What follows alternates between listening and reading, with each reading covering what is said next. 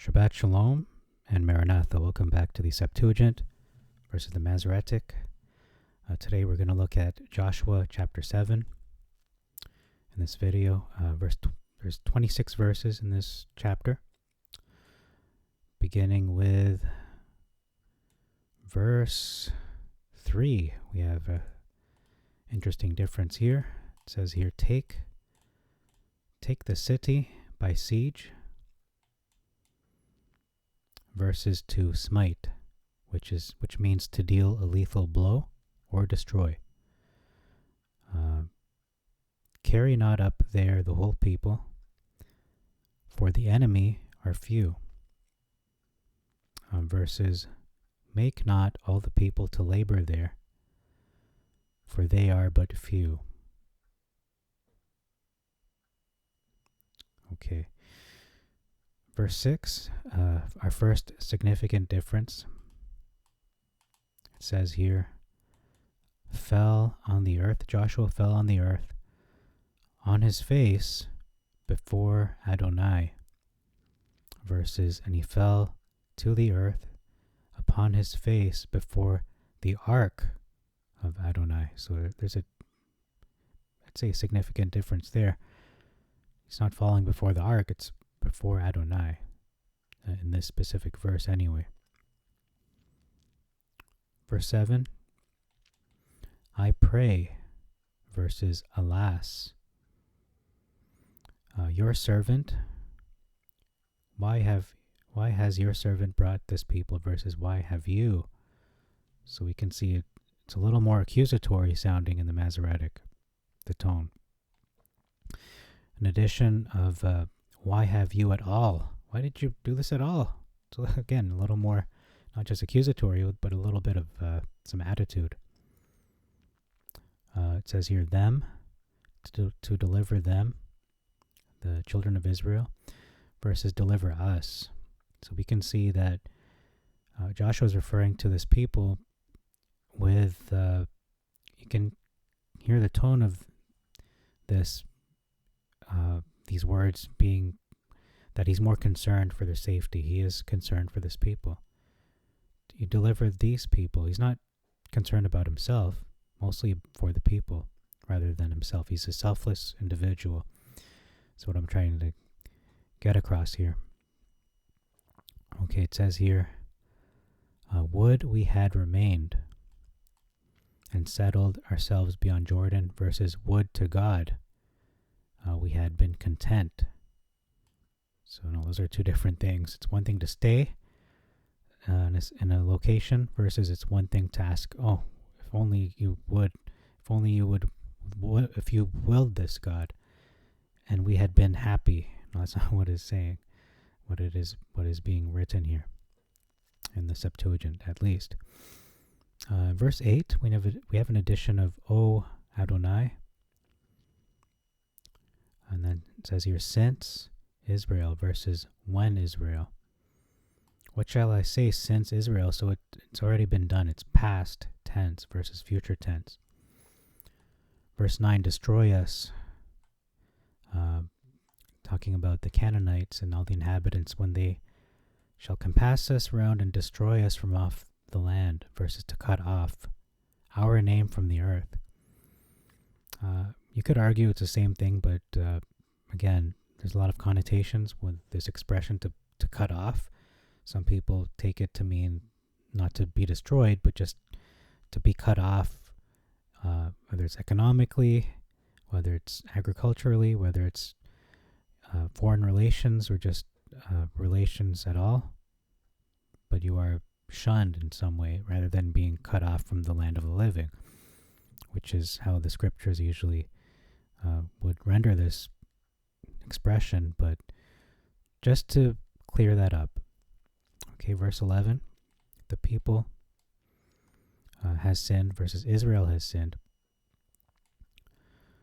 The covenant which I made with them, versus my covenant which I commanded them.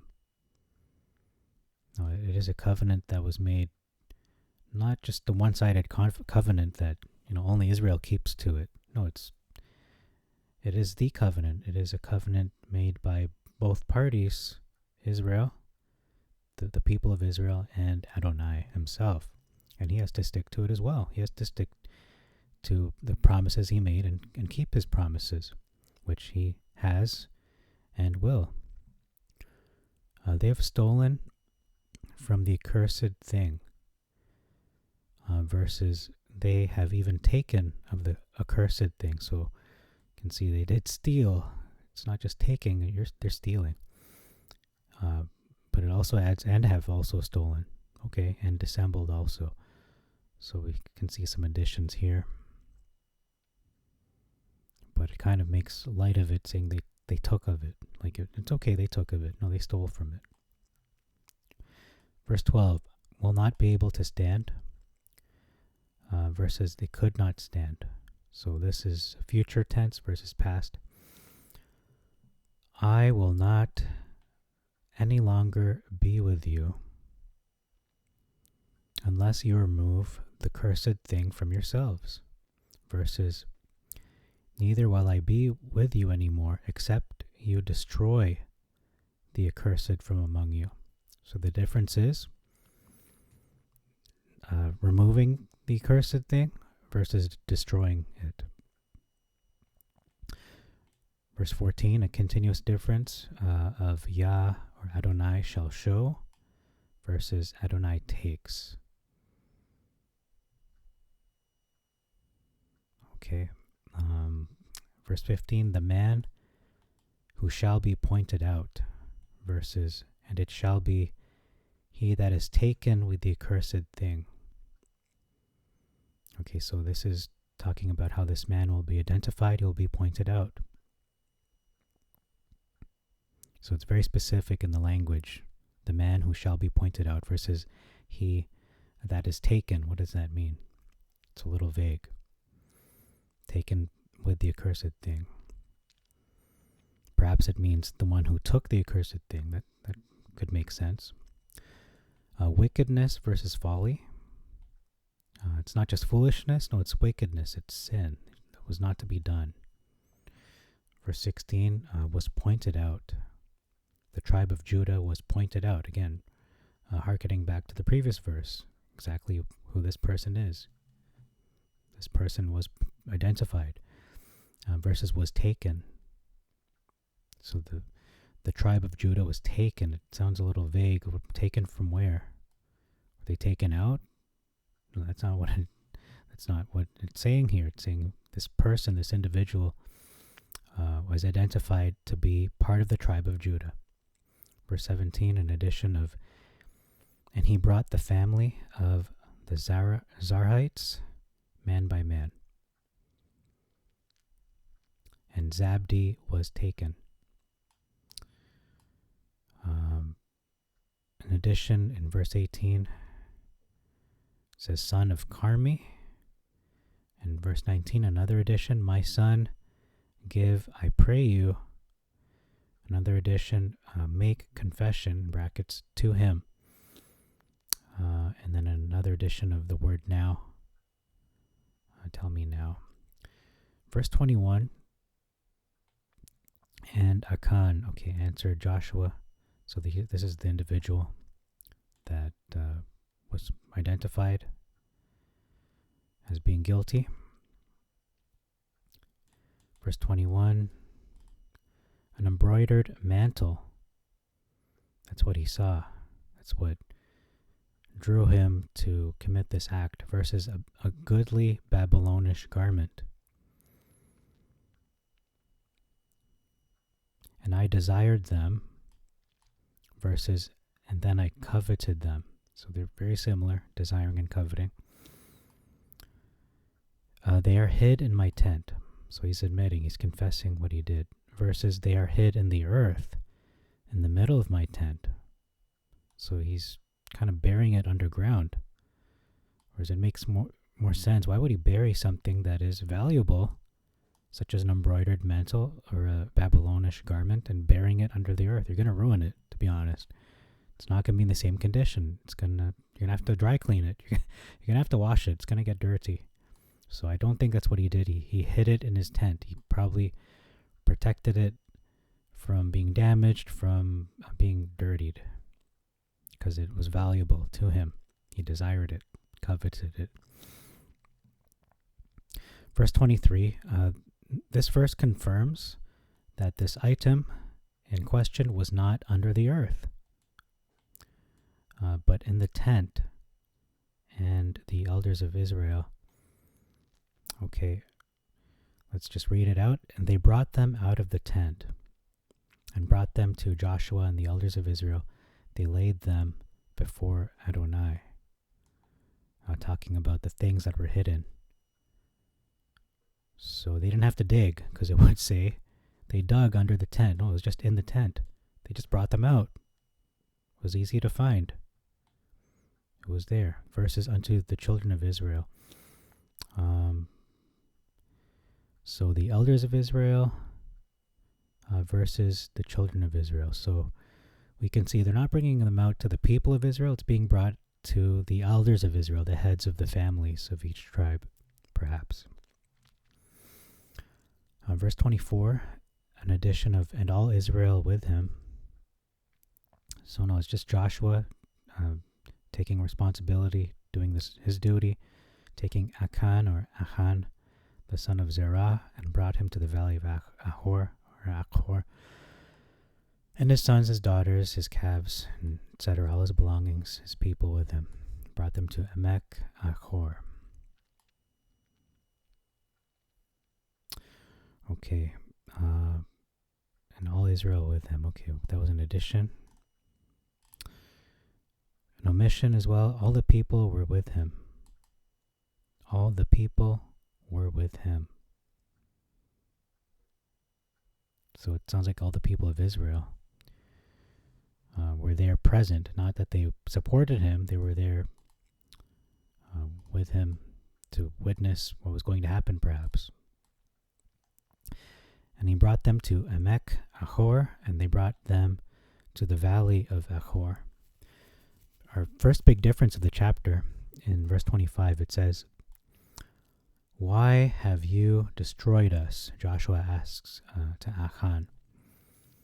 "Why have you destroyed us? The Lord, or Adonai, destroy you as at this day." That's pretty serious. "And all Israel stoned him with stones." So that's the way it was written in the Septuagint. Let's read in the Masoretic now. "Why have you troubled us?" Oh, we're just, why'd you disturb us? Why you're bugging us? No, you're destroying us. One person does this sin, and everyone's kind of guilty by association, so they have to take him and remove him out of the congregation. Otherwise, they would all pay the penalty, wouldn't they? So they had to take him out. They had to weed him out. It says, "Why have you troubled us?" Not destroyed us. So no, they're not just being troubled. It's not just the trouble. This is a death sentence on the whole congregation unless they remove him and this thing is addressed. "Yah, or Adonai, shall trouble you this day." No, you're not going to be bugged. You're not going to be annoyed. You're going to be destroyed. All Israel stoned him with stones. And it says here, burned them with fire. So that was an addition. They did not burn him with fire after they stoned him with stones, according to the Septuagint anyhow. So they killed only Achor, versus all of them that belonged to Achor. How do we know this? Let's just rewind back here. So it's verse 25. Let's read that. "Why have you destroyed us? All Israel stoned him." So it's just Achor. He's the only one who was killed. Notice that is a fair judgment. Yah, Adonai determined, just kill this individual, Achor, not everybody that is associated with him who did not commit this. Don't kill all the children, all his animals, livestock. As the Masoretic says, it says here they stoned them. So everyone was killed that were associated with him, his family, his sheep, his daughters, his sons. I don't think that's what happened, because it says they stoned him, not them. That is a big difference, and that's why I point that out here. It must be said, it must be made known, because Adonai is a fair and just judge. He's not going to do something that is overboard and punish people who were not guilty. Only the one who was responsible and accountable for this breach of the law, of this command.